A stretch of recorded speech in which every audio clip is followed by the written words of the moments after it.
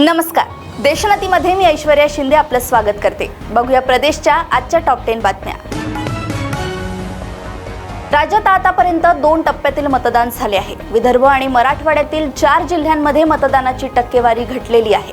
वाढत्या उन्हाचाही परिणाम या लोकशाहीच्या महोत्सवावर झाला असल्याचे दिसून आले.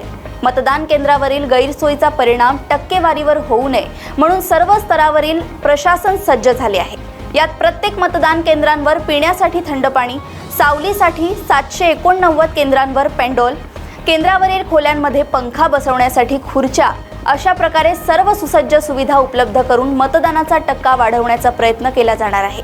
जिल्हा प्रशासनाने यापूर्वीच तयारी केली होती. मात्र गेल्या 8 दिवसांपासून वाढते ऊन, वातावरणातील वाढलेली आर्द्रता यामुळे विशेष काळजी घेतली जात आहे.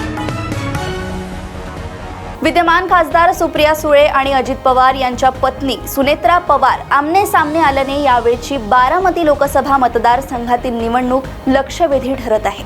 बारामतीमध्ये मंगळवार 7 मे रोजी मतदान होणार आहे.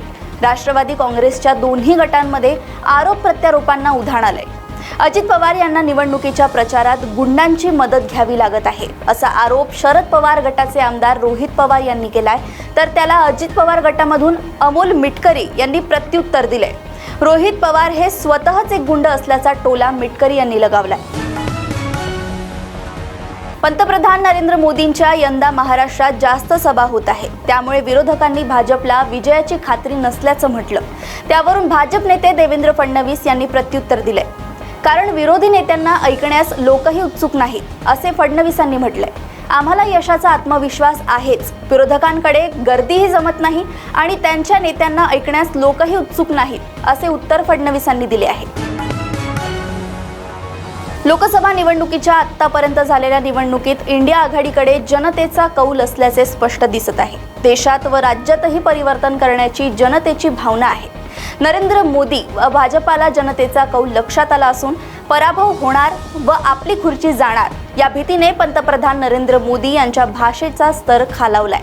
पराभवाच्या भीतीने नरेंद्र मोदी हिंदू, मुस्लिम आणि पाकिस्तानची भाषा करत धार्मिक तेढ वाढवण्याचा प्रयत्न करत आहेत असा हल्लाबोल काँग्रेसचे महाराष्ट्र प्रभारी रमेश चेन्निथला यांनी केलाय. मुख्यमंत्री एकनाथ शिंदे यांनी उद्धव ठाकरेंबद्दल एक मोठा गौप्यस्फोट केलाय. फेसबुक लाईव्ह करून सरकार चालत नाही. उद्धव ठाकरेंना 5 वर्ष मुख्यमंत्रीपदी बसायचं होतं. भाजपाचं संख्याबळ कमी व्हावं यासाठी 12 जणांना निलंबित केले. भाजपाच्या 4 ते 5 नेत्यांना अटक करायचं प्लॅनिंग होतं. भाजपाला घाबरवून 25 ते 30 आमदार फोडायचं पूर्ण प्लॅनिंग तयार होतं असा गौप्यस्फोट मुख्यमंत्री एकनाथ शिंदेंनी करत उद्धव ठाकरेंवर निशाणा साधलाय. नाशिक लोकसभा मतदारसंघासाठी 20 मे रोजी मतदान होणार आहे. या पार्श्वभूमीवर आज उमेदवारी अर्ज मागे घेण्याचा अखेरचा दिवस आहे. अपक्ष उमेदवारी अर्ज दाखल केलेले विजय करंजकर यांनी माघार घेत शिवसेना शिंदे गटाचे उमेदवार हेमंत गोडसेंना पाठिंबा दिलाय. मात्र शांतिगिरी महाराज हे नाशिकमधून अपक्ष निवडणूक लढवण्यावर ठाम आहेत. त्यामुळे महायुतीच्या अडचणी वाढल्याचे चित्र आहे. शांतिगिरी महाराज म्हणाले की ही निवडणूक जनता जनार्दनाने हातात घेतली आहे. आम्ही ठाम निर्धार केलाय की नाशिक लोकसभेची निवडणूक लढवायची आणि जिंकायची. त्यामुळे नाशिकमधून माघार घेण्याचा प्रश्न संपलाय. लोकसभा निवडणुकीसाठी महाराष्ट्रातील 3ऱ्या टप्प्यातील 11 जागांवर उद्या मतदान होणार आहे. या 11 जागांमध्ये महाराष्ट्रातील सर्वात प्रतिष्ठित मानल्या जाणाऱ्या बारामती मतदारसंघाचाही समावेश आहे. दरम्यान 3ऱ्या टप्प्यातील जागांवरील प्रचाराच्या तोफा 5 मे रोजी सायंकाळी थंडावल्या. त्यापूर्वी बारामती येथे सुप्रिया सुळे यांच्या प्रचारार्थ राष्ट्रवादी शरदचंद्र पवार पक्षाची प्रचाराची सांगता सभा बारामतीत पार पडली. बारामतीतील या सभेला शरद पवार यांचे आगमन होण्यापूर्वी एका तरुणाने सभेच्या ठिकाणी एक फलक झळकावला, ज्यावर लिहिले होते, चहावाल्याचं दुकान फक्त साखरवाला बंद करू शकतो. या फलकातून तरुणाने पंतप्रधान नरेंद्र मोदी यांना अप्रत्यक्षपणे टोला लगावला. काँग्रेसचे नेते नसीम खान यांनी काही दिवसांपूर्वी पक्षाच्या स्टार प्रचारक पदाचा आणि प्रचार समितीच्या सदस्यत्वाचा राजीनामा दिला होता. त्यामुळे ऐन लोकसभा निवडणुकीत महाराष्ट्र काँग्रेसला धक्का बसला होता.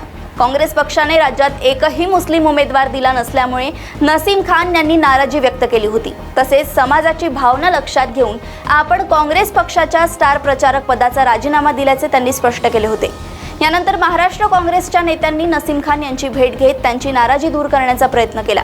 यानंतर अखेर नसीम खान यांनी काँग्रेस पक्षाच्या स्टार प्रचारक पदाचा राजीनामा मागे घेण्याची घोषणा केली आहे। दिंडोरी लोकसभा मतदारसंघात भाजपकडून डॉक्टर भारती पवार यांना उमेदवारी देण्यात आली आहे, तर राष्ट्रवादी शरद पवार गटाकडून भास्कर भगरे यांना निवडणुकीच्या रिंगणात उतरवण्यात आले आहे। मात्र माकपला दिंडोरीची जागा सोडावी, अन्यथा शरद पवार गटाच्या उमेदवाराला पाडणारच असा इशारा देत माकपचे माजी आमदार JP गावित यांनी उमेदवारी अर्ज दाखल केला होता।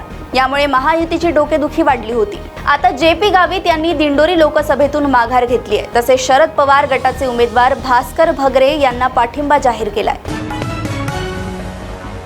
मुंबईतील गुजराती माणसाचा आत्मविश्वास हा सध्या वाढलाय, कारण त्यांना माहिती आहे की येथील राजकारणी आपल्या पाठीशी आहेत। याच आत्मविश्वासातून दक्षिण मुंबईत मराठी माणसांना नोकरी नाकारण्यात आल्याचा प्रकार घडला। ही घटना दुर्दैवी आहे असे मत शरद पवार गटाचे आमदार रोहित पवार यांनी व्यक्त केले आहे। सध्या गुजराती नेत्यांचा आत्मविश्वास आणि अहंकार वाढलाय। वरून एक आदेश आला की महाराष्ट्रातील उद्योग गुजरातला जातात, त्यामुळे गुजराती नेत्यांचा अहंकार वाढलाय।